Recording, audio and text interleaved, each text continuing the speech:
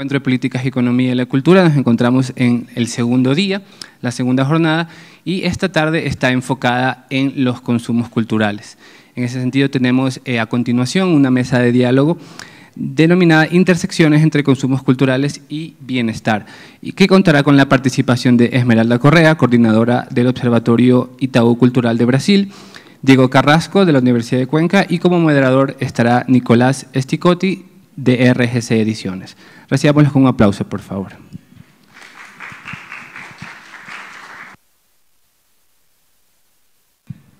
Hola, bueno, bienvenidos, bienvenidas a todos y a todas. Yo soy Nicolás Esticotti, soy de Argentina, de la editorial RGC Ediciones. Soy también docente universitario en la Universidad Nacional de Avellaneda. Estoy muy contento de estar acá y quiero agradecer a Pablo y a toda la gente del Observatorio de Políticas Culturales y Economía de la UARTES y a la gente de la Universidad de Cuenca por propiciar este encuentro y por invitarnos a debatir estos temas sobre políticas culturales y economía de la cultura para pensarnos regionalmente, para intercambiar ideas. Son necesarios estos espacios de encuentro. Así que felicitaciones por un lado y agradecimiento por el otro.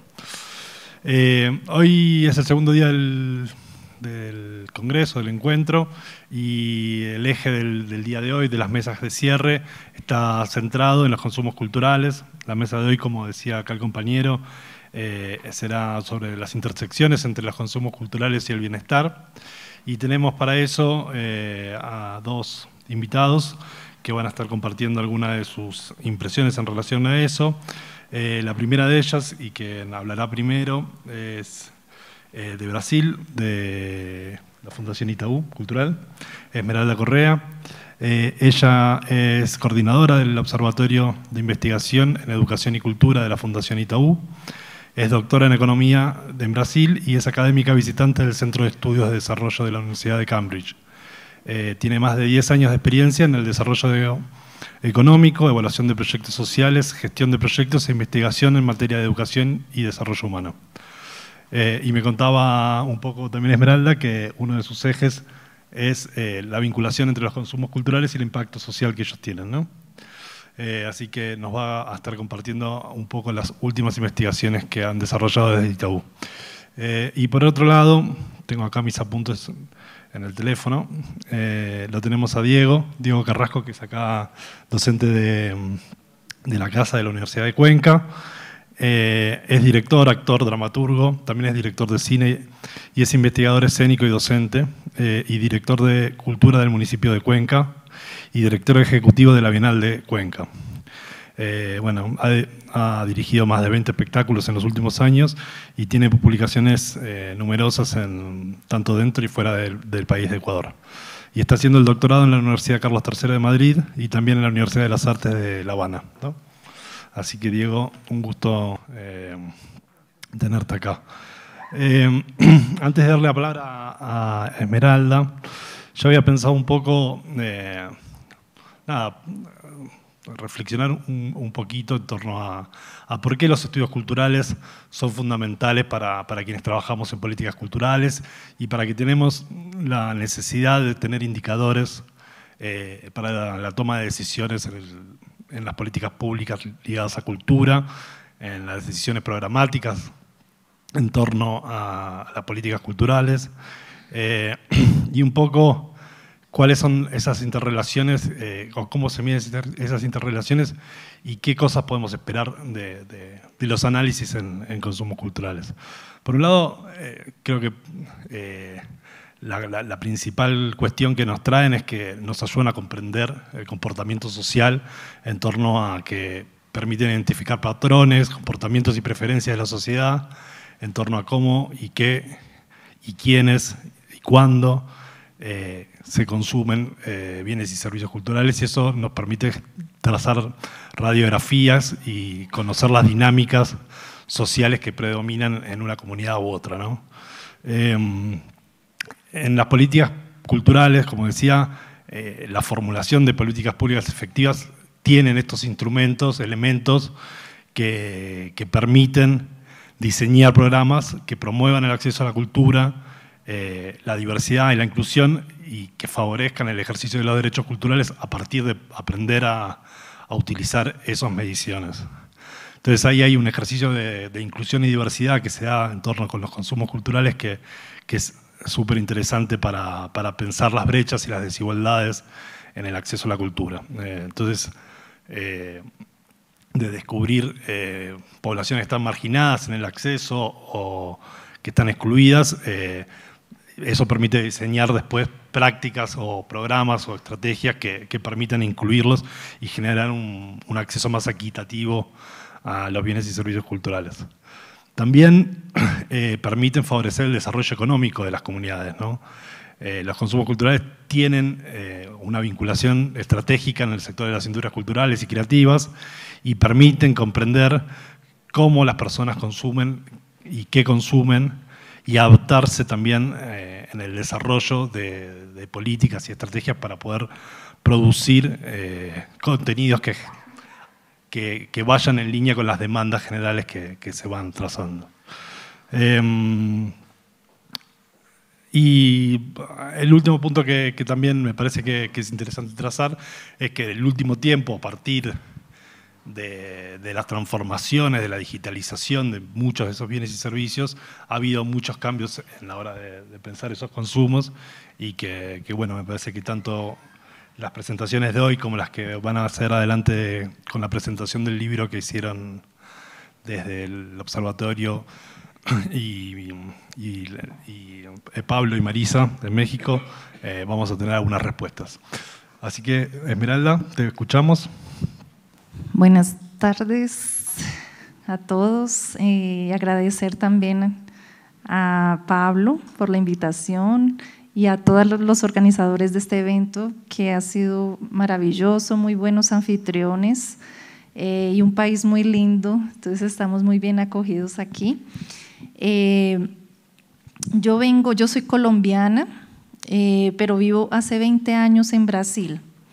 Entonces también hay veces cuando hablo cosas técnicas del área, hay veces se me cruza el portuñol, el portugués con español, en fin.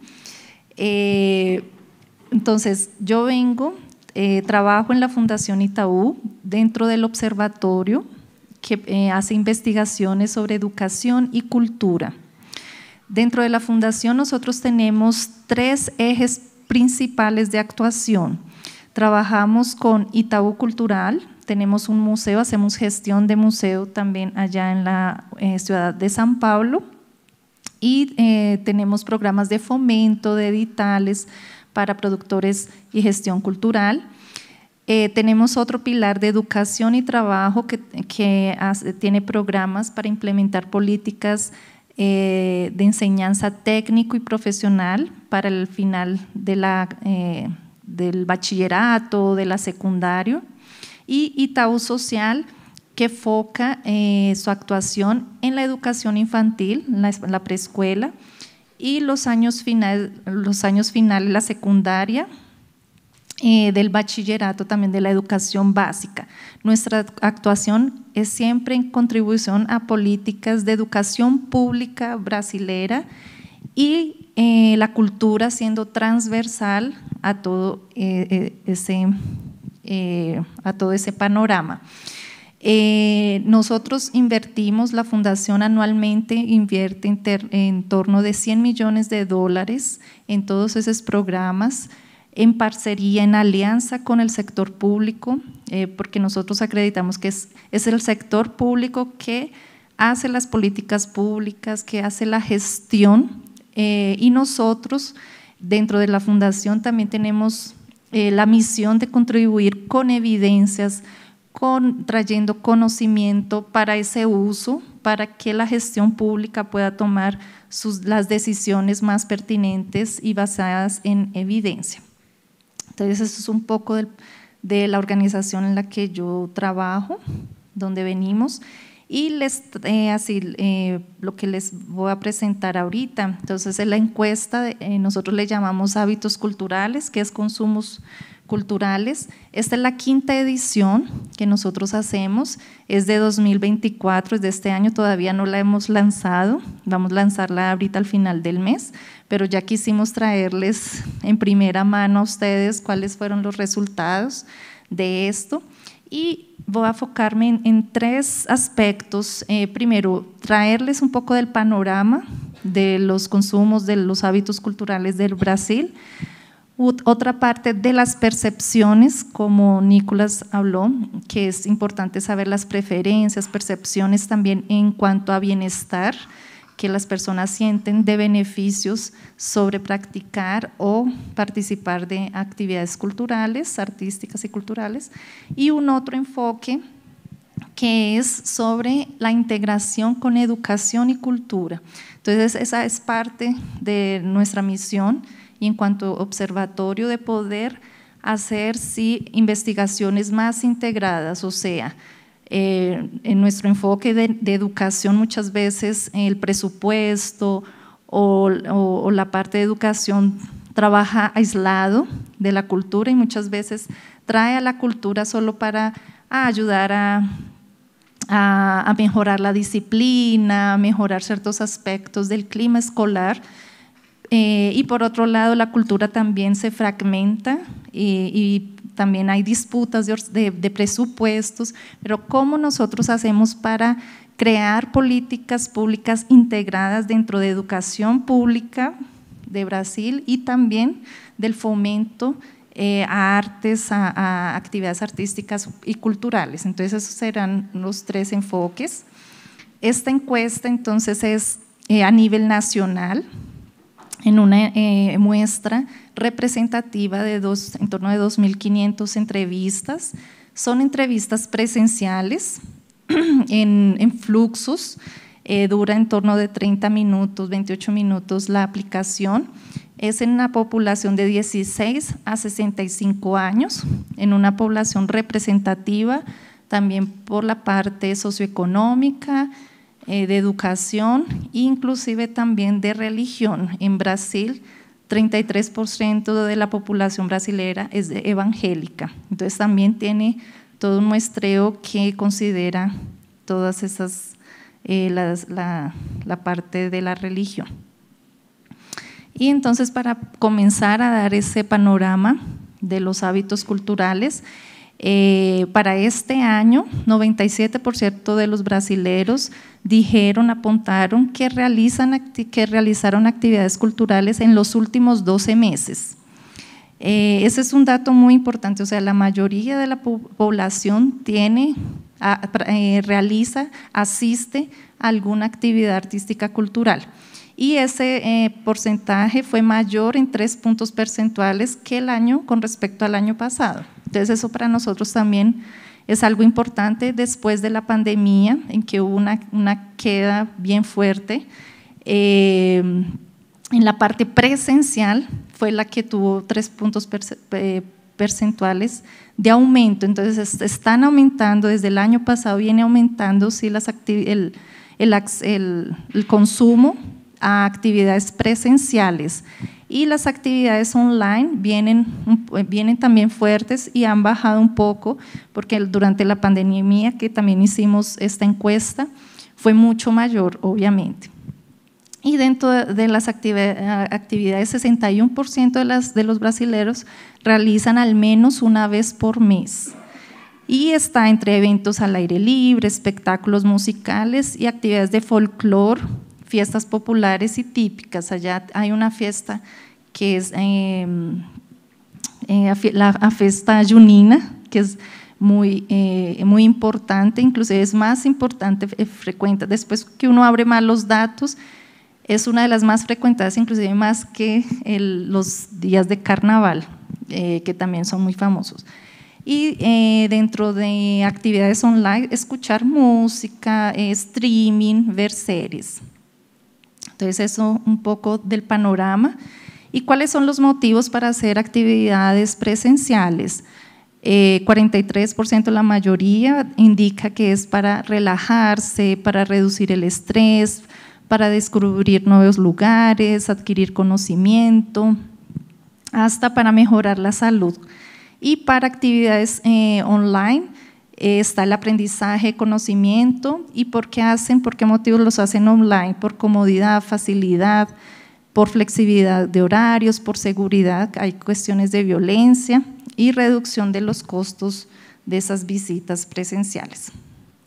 Vuelvo aquí a este slide porque nosotros preguntamos esto, lo anterior fue con respecto a quién participa, quién accede de alguna manera. Aquí son 34% de los brasileños que dicen que practican como hobby o como forma de profesión, alguna actividad artística cultural.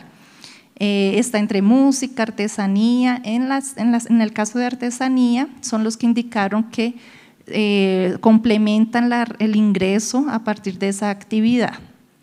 Y lo que nosotros llamamos la atención es que el 30% que preguntamos a dónde aprendieron esa actividad, dicen que fue solo, pero 26% dice que fue a través de la escuela y la universidad. Entonces aquí ya comenzamos a entrar un poquito de cómo es importante el espacio escolar para fomentar desde la infancia el practicar una actividad artística, aquí ya como hobby, no de forma profesional. Y sobre las percepciones, ¿en qué ayuda o cuáles son los beneficios de practicar, de realizar actividades culturales en términos de competencias del desarrollo humano? Entonces, la mayoría dice que es importante para el autoconocimiento, para la empatía y la creatividad. En otros análisis del año pasado nosotros vimos que a nivel socioeconómico los de clase más alta indicaban más la creatividad y los de clases más vulnerables indicaban más la importancia de la ciudadanía. Entonces esos son aspectos importantes cuando uno desagrega. Aquí no pudimos traer porque son datos recientes que salieron del horno. La mayoría de los brasileños gastan en torno de $18 por mes en el gasto de hábitos de consumo cultural.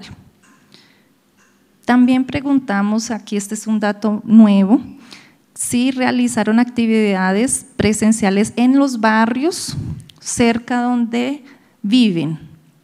Y aquí nos sorprendió que en los últimos 12 meses fue 33% que sí realizaron, o 26% hace más de un año, pero 41% nunca realizaron en los locales, los barrios donde viven.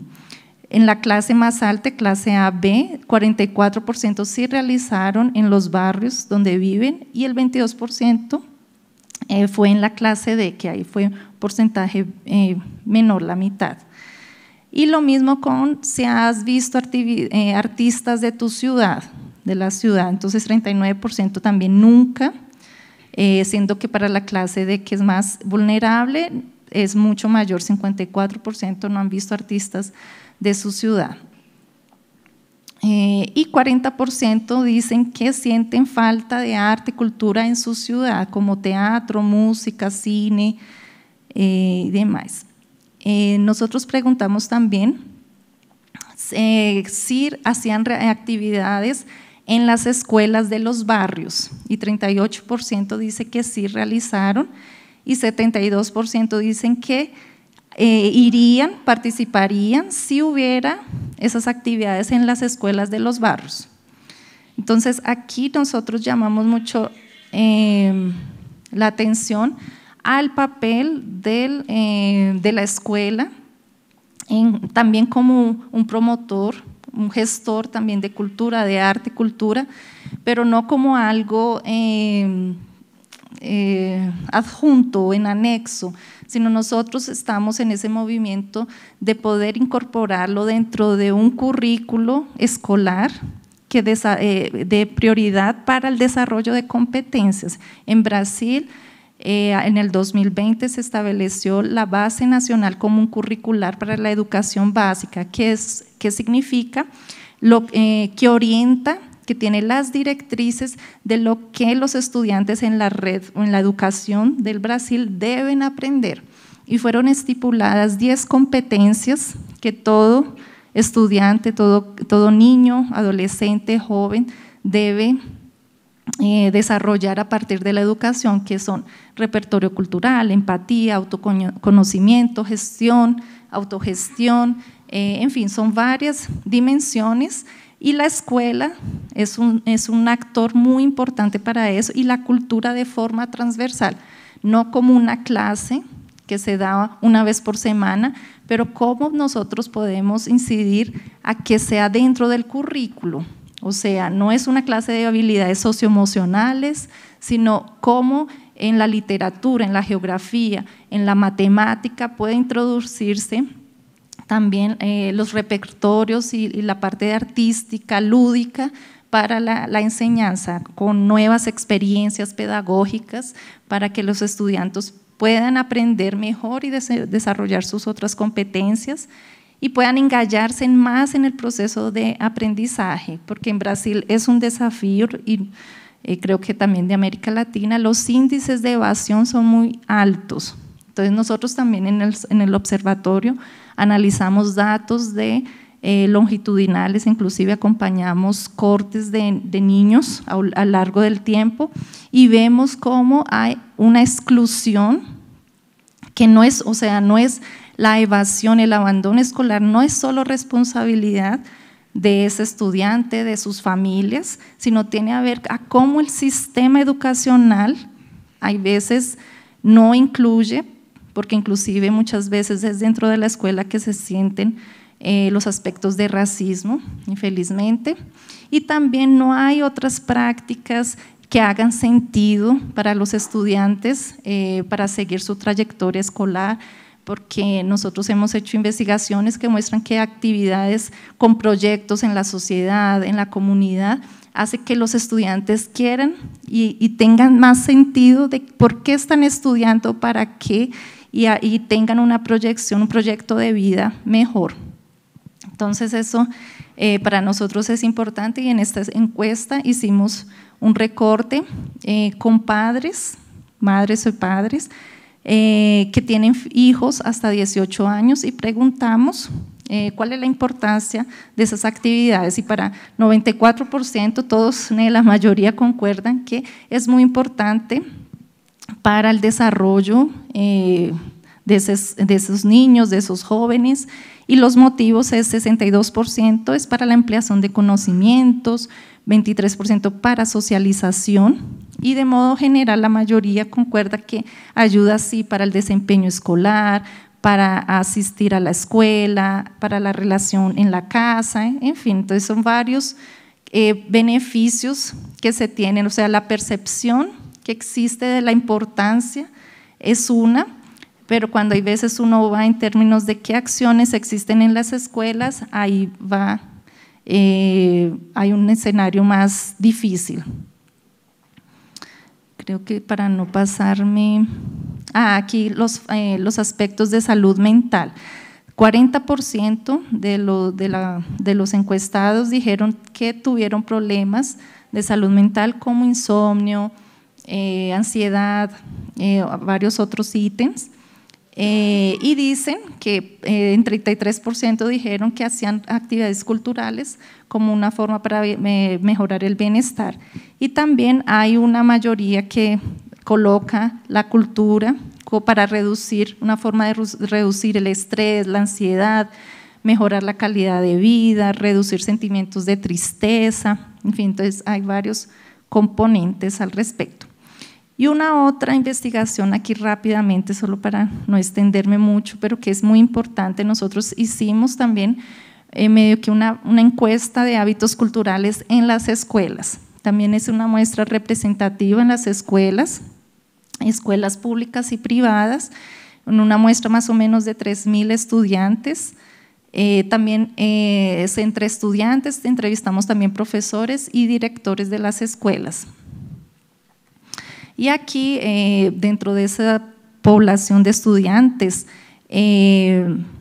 86% de los estudiantes realizan actividades dentro de las escuelas, 46% asisten a actividades fuera de la escuela. Entonces, si la escuela no tuviera actividades culturales, artísticas, muchos de los niños, o sea, 54% no tendrían afuera dentro de sus espacios o territorios.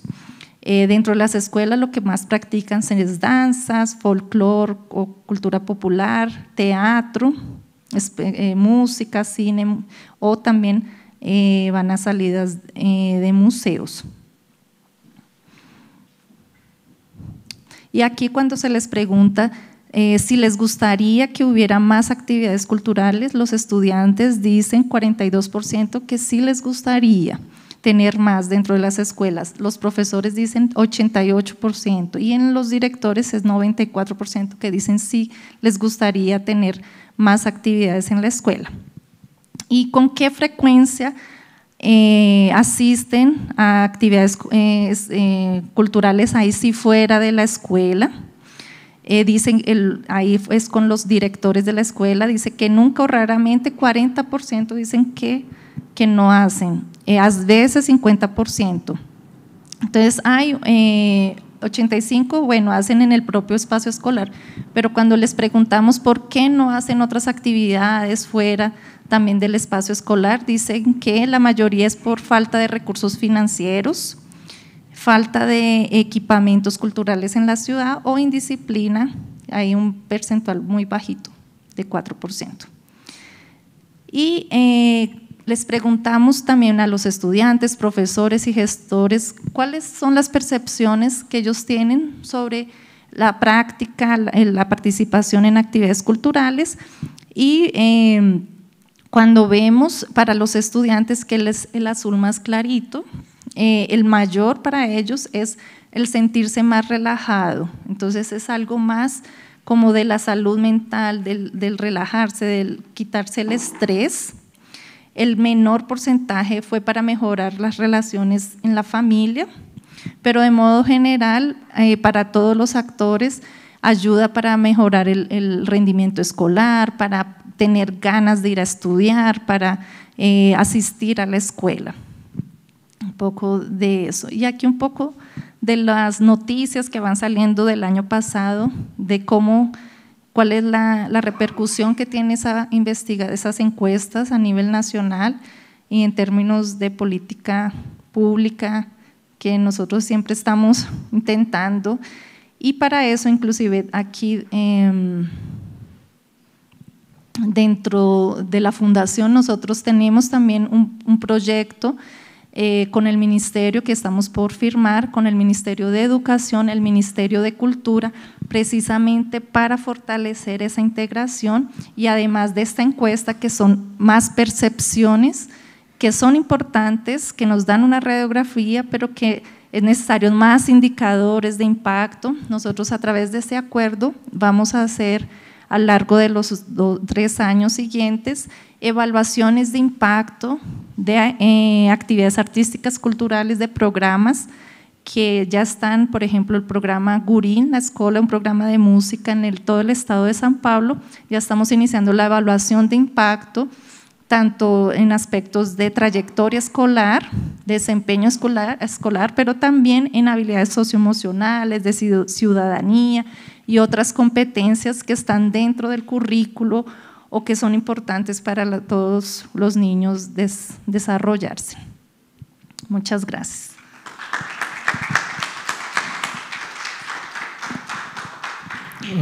Bueno, muchas gracias, Esmeralda. Muy, muy interesante. Yo me anotaba algunas palabras acá, pero digo, las percepciones sobre los consumos culturales, las respuestas son que genera autoconocimiento, empatía, creatividad, pensamiento crítico, ciudadanía. Se muestra a partir de esas percepciones el rol fundamental que tiene el desarrollo de políticas que fomenten el acceso a la cultura y el derecho a la cultura para las sociedades, en tanto que ayudan a construir la cohesión social. Y en este momento donde las democracias están tan frágiles, esta es una de las herramientas que tenemos para radicalizar la democracia y construir sociedades más justas. Así que está buenísimo el estudio que vienen haciendo y seguramente con estos estudios más de impacto tendremos más información. Quizá Esmeralda ahí puede explicarnos más, sobre todo en los 2 primeros gobiernos de Lula. Yo sostengo, y he escrito algunos artículos que están publicados por ahí, que no son solamente necesarias políticas. Las políticas por sí solas no resuelven nada. Creo que hay que empezar a pensar, y en Brasil lo hicieron, le llamaron planes integrales de cultura, donde había perspectivas estratégicas, había políticas, pero también había programas, planes y proyectos muy concretos, sustentados además en todo un enorme y complejo sistema de indicadores. Las políticas públicas pueden incidir, estos planes integrales de cultura pueden incidir en diferentes aspectos en la vida social, pero hay un momento en que me planteo, todo esto no deja de ser una elucubración, porque mientras no lo hagamos, yo doy clases de investigación artística, aquí tengo alumnas mías, y una de las cosas que siempre les digo es que en el ámbito del arte, no sé si en todo el ámbito de la cultura, pero en el ámbito del arte, al menos de las artes escénicas, es imposible generar reflexión teórica que no esté vinculada a una práctica. Entonces, para mí lo fundamental aquí sería que la Universidad de Cuenca, entiendo que en los próximos días se va a mostrar esto, ha decidido crear un observatorio, por ejemplo, aquí en Cuenca, de la mano de lo que han hecho justamente en la Universidad de las Artes de Guayaquil. Para mí ese es el tema, es decir, podríamos, y de hecho creo que hay mucha evidencia, nos la ha mostrado ahora Esmeralda, pero me parece aún más interesante el tema de que empecemos a generar todos estos temas. El sistema cultural en el Ecuador es muy amplio, no se reduce al Ministerio de Cultura, tienes direcciones de cultura en los municipios, en las prefecturas, más la enorme cantidad de actividades que hacen en academias y obviamente todo lo que es la cultura popular. Pero mientras no tengamos una práctica que de verdad dé cuenta de cómo todo eso está funcionando, cómo podemos incidir para mejorar esos procesos, yo sostengo que ya hemos pasado hace mucho tiempo la lógica de simplemente pensar en mecenazgos por tenerlos, sino tenemos que empezar a pensar en la sostenibilidad a largo plazo de todos los proyectos culturales. Mientras esa práctica no esté, todo lo otro eso es una elucubración, pero que sin duda, ejemplos como los de Brasil, nos muestran que hay resultados y resultados extraordinariamente positivos para la sociedad, ¿no? Sí, Esmeralda, una de las cosas que más me llamó la atención también de la encuesta es este cruce con el sector de la educación y la infancia. Yo te lo decía sin micrófono mientras estaba por empezar Diego, que me parece que es un cruce más que interesante. ¿Tienen otros cruces con otros sectores, por ejemplo con el ambiente? ¿Hay otros cruces que han desarrollado a partir de la encuesta con otros temas de interés social? Y si en caso que no, ¿cuál es el interés principal en torno a la educación que los ha motivado a pensar ese cruce con la cultura? Perfecto. Bien, específicamente con intersecciones con el medio ambiente, no lo hemos hecho desde la educación, pero tenemos investigaciones sobre economía verde para intentar medir un poco trabajadores, así como lo hacemos nosotros también dentro del observatorio. También publicamos la contribución de la cultura a industrias creativas en la economía en términos del PIB. Y queremos hacer eso también con otras economías, economía digital, economías con los trabajadores de los sectores de bioeconomía, sustentabilidad, son otros abordajes.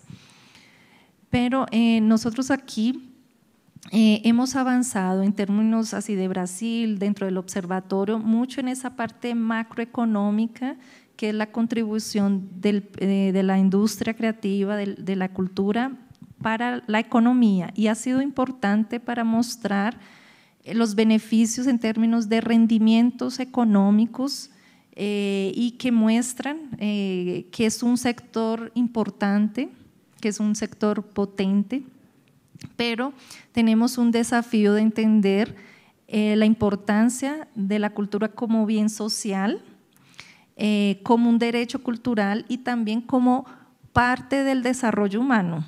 Entonces, no es que tengamos una visión utilitarista de ese abordaje, o sea, de la importancia, no es como una herramienta para otra cosa, no, pero es importante traer algunas medidas y en términos de desarrollo humano tiene impactos importantes, o sea, es impactos en el desarrollo de una persona.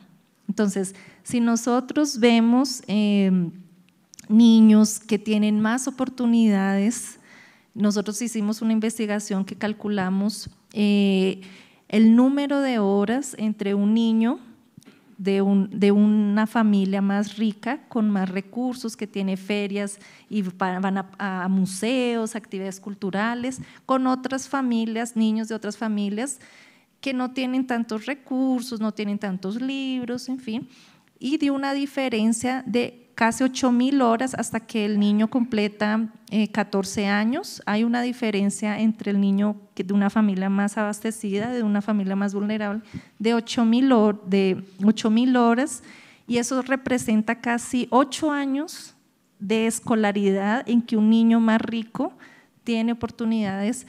Y eso así en términos de horas que lo conseguimos mensurar, pero cuando uno va a qué es lo que afecta en términos de la autoestima, de cómo la cultura, la arte, las actividades artísticas ayudan al desenvolvimiento del cerebro, la parte neurológica, motriz, lo lúdico, cómo se trae también para el desarrollo humano como tal, de la naturaleza.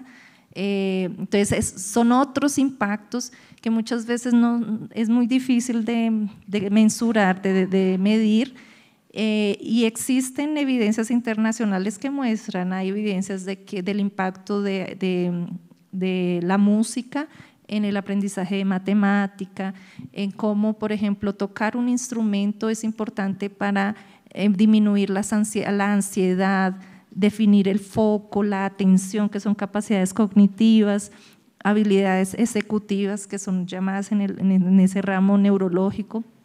Entonces, para nosotros eso es importante. ¿Por qué? Porque eso hace parte de un derecho, que es un derecho también de cultura, pero es un derecho también al desarrollo humano, y que si nos damos cuenta, para reducir las desigualdades es crucial.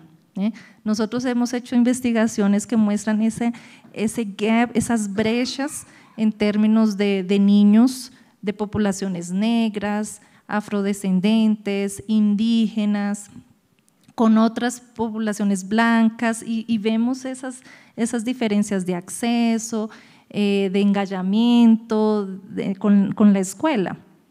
Entonces, para nosotros es importante considerarlo también como impacto, y la escuela y la escuela pública, que es lo que nosotros defendemos, de ser también un derecho, o sea, la escuela pública también es un derecho para el estudiante, y cómo la escuela también es un promotor de cultura, y dentro de un currículo articulado, matricial, dentro de las otras disciplinas que se tiene. O sea, es pensar una otra lógica de desarrollo y de educación para los niños. Muy, muy interesante el enfoque. Pensaba también en la situación de extractivismo de datos a la cual estamos sometidos a partir de los dispositivos tecnológicos, y de cuánto conocen tanto las corporaciones sobre nosotros a la hora de nuestros consumos culturales, y entonces que cuánto más importantes son estos estudios para poder desarrollar políticas públicas, ¿no? Y poder contrarrestar muchos de esos efectos que buscan un rédito económico atrás de esa extracción de datos, y no tanto el beneficio social o el bienestar social del cual hacía mención Esmeralda.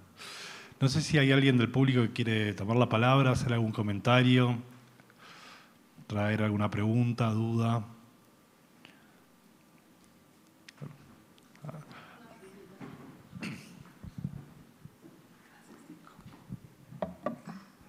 É muito rápido, Esmeralda. A pesquisa que foi feita nas escolas, a idade das crianças. São crianças dos anos iniciais, finais, ensino médio, ou seja, da primária, secundária e bachillerato. Todavía no hemos hecho los desagregamentos, pero hay diferencias por nivel de edad, o sea, son niños en el último año de la primaria, o sea, niños de 10 años, en el de nono año y el tercero del ensino medio. Bueno, buenas tardes. Igual muchísimas gracias por las dos exposiciones, han sido maravillosas y me hacen reflexionar mucho, ¿no? Sobre todo, bueno, yo trabajo en Cuenca, he trabajado en otras ciudades del país, pero he encontrado una constante también como antropóloga, aparte de artista, y es el hecho que a veces lo económico no se piensa en términos de prácticas culturales específicas, porque no necesariamente se trata del capital en términos monetarios, sino que, por ejemplo, yo trabajé mucho tiempo con artes escénicas específicamente en Cuenca y que se da en otras situaciones también de otro tipo de artes en el Ecuador, es que cuando no existe el capital monetario o no existe el mecenazgo, como explicaba Diego, también está el capital comunitario, a veces temporal, en donde, aunque no se establece directamente como recíproco o como un trueque inmediatamente, se establece un sistema económico propio de los Andes y de otras culturas, que es el don, reciprocidad y deuda. Entonces nosotros trabajamos así, necesito un fotógrafo, me llaman a mí y yo en algún momento que necesito un performance, alguna cosa, se entiende que está esa reciprocidad de por medio. Entonces creo que ese tipo de cálculos, ese tipo de prácticas propias culturales y de otros capitales dentro de eso no se han estado tomando en cuenta cuando la academia también monta esos estudios, que también son otro tipo de dinamizar y que no pasa también por una contribución económica, que ese es el problema. Y otra cosa que quería como comentar era el hecho de que hace un mes estuvimos en un taller con el BID, en donde estuvieron varios gestores y artistas de aquí de la ciudad, en donde estábamos haciendo una pregunta, ¿no? Y la pregunta era, ¿cuál es su principal fuente de ingreso? Lamentablemente, su principal fuente de ingreso no es la práctica artística que llevan a cabo. Bueno, entonces quería como comentar estas dos cosas. Muchas gracias.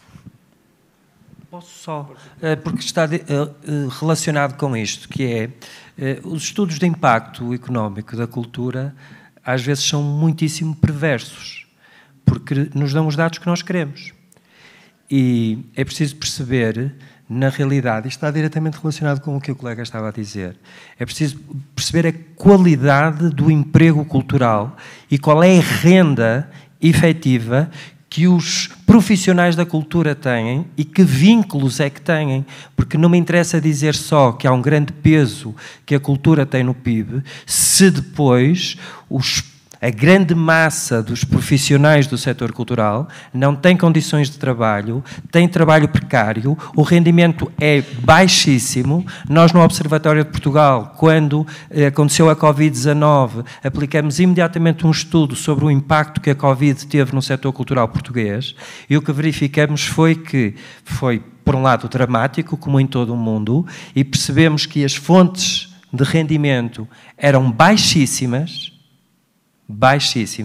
No entanto, temos um estudo do Augusto Mateus em Portugal e os estudos dizem-nos que o impacto da cultura no PIB em Portugal é muito elevado. Isso para mim não me interessa absolutamente nada. A mim o que me interessa é que os profissionais do setor cultural tenham qualidade no seu trabalho. Tal como os estudos de públicos, muitas vezes, também os fazemos nós. É evidente que os vossos são extraordinários porque permitem este trabalho longitudinal e consistente e muito abrangente, mas também é preciso perceber, falaste aí nos $18 que é gasto, é preciso perceber quem são estas pessoas. Quem são estas pessoas, e é preciso perceber também que muitas vezes, e no caso do Brasil é um caso paradigmático relativamente a isso, que há muita oferta cultural que é gratuita, e sendo gratuita não conta nesses $18, portanto é preciso perceber como é que nós calculamos esses $18. Tirando estes dois parênteses, estas duas ressalvas, os estudos são maravilhosos e devemos apostar neles cada vez mais. Tenemos 10 minutos para las respuestas, para cerrar la mesa. ¿Cuál es tu nombre?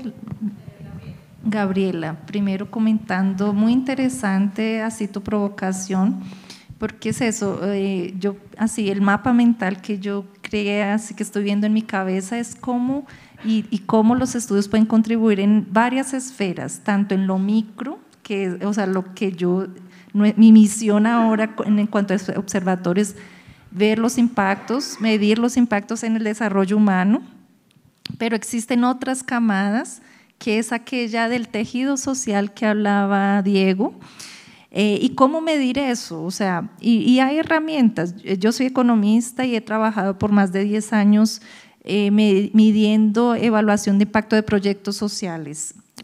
Hace un año estoy en el tema con cultura, pero yo ya he trabajado y es posible a través, hay herramientas que se llaman rubricas, que son cualitativas, que es posible identificar aspectos de beneficios en esas camadas, o sea, en la red de apoyo, en la ciudadanía, en fin, y es posible hacer un trabajo participativo de elencar cuáles son los parámetros específicos que la gente observa de todo eso. Entonces yo creo que es importante tracer con distintas metodologías, no necesariamente cuantitativa en un número, pero existen sí metodologías para poder visibilizar eso, por ejemplo, cómo el tejido social se fortalece o son tejidos fuertes dentro de la comunidad que ayudan para la cohesión, para disminuir criminalidades, varios aspectos que muchas veces no se observan numéricamente. Entonces es muy bueno, entonces veo ese campo de lo micro, de lo meso, que es ese tejido social, y de lo macro. Y claro, lo que coloca aquí, ¿me recuerdas tu nombre? Manuel.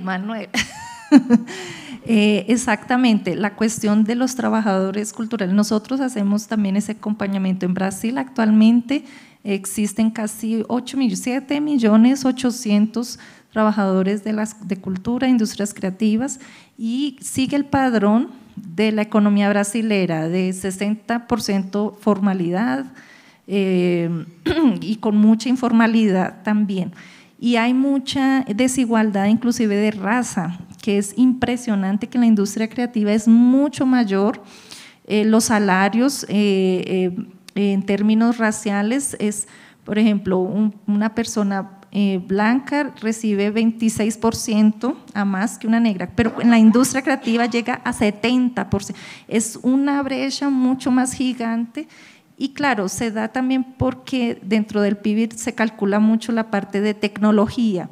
Es un factor que es muy pujante dentro del PIB, y ahí son las personas más privilegiadas que van haciendo, y en la parte de la cultura más la informalidad. Entonces es muy importante considerarlo, ver esa reducción de brechas por raza, por género y de los salarios dignos, y eso hay que visibilizarlo también. Diego, ¿quieres hacer algún comentario de cierre? Sí, no llegué a esa parte, pero justo lo que mencionaba Gabriela, no creo que sea solo una lógica andina. Creo que hace no mucho leí un estudio hecho por una antropóloga norteamericana, de rato me olvidé su nombre, que había encontrado un fósil de un niño de 12, 14 años, en el cual detectaron que había sufrido una fractura del fémur, pero la fractura estaba sanada. Y esta antropóloga decía, ahí nació la sociedad y la cultura humana, cuando alguien se tomó el tiempo de cuidarle a otra persona hasta que sanara. Aquí en Cuenca, tú conoces, Gabriela, una experiencia tan interesante como la del Prohibido y el cabaret cultural que hay en el Prohibido, que se gestiona comunitariamente, no tienen un centavo, y sin embargo todos los años el evento se realiza. Eduardo Moscoso, el promotor de todo esto, dice una frase que me parece maravillosa, es: nosotros no dependemos del dinero, nosotros generamos el dinero. Y ese dinero termina repartiéndose de forma equitativa. Digo, no creo que sea solo un tema andino. Es cierto que acá tenemos una experiencia a partir de todo esto, la minga, de la reciprocidad, que es mucho mayor. Pero efectivamente, incluso hasta eso se podría, sobre todo para los neoliberales, evaluar económicamente cuánto se aporta con eso. Porque en el cabaret cada quien cumple una función distinta. Alguien se hace cargo de la producción, otros de la difusión. Y esas experiencias en el mundo del arte y la cultura no son únicas, existen por miles. Y creo que en un mundo tan enfocado en las lógicas individualistas como las que vivimos, tan economicistas como las... Estas experiencias de la cultura abren espacios para pensar realmente mundos diferentes. Estamos cerrando ya y estamos por dar comienzo a la próxima mesa, que va a ser la presentación de un libro que lleva varios años y hay participación de casi todos los países de América Latina. Pablo y Marisa lo coordinaron, lo van a estar presentando ahora y sigue con este mismo tema, que es el de los consumos culturales, así que vamos a seguir debatiendo sobre eso. Los invitamos a quedarse. Yo me quedo con esta última idea. Y me hizo recordar a una frase que usa Bourdieu para hablar sobre el libro, ¿no? Entonces dice que es un bien de doble faz, ¿no? Que tiene por un lado un valor económico y otro simbólico, pero que el valor económico es irreductible del valor simbólico. El valor simbólico es mucho más potente a la hora de construir estas cuestiones que estamos charlando y también está bueno aprender a mensurarlo, como plantea Esmeralda, y que tengamos herramientas para poder convencer de que es necesario más y mejores desarrollos de políticas culturales para que todos tengamos derechos culturales. Bueno, gracias.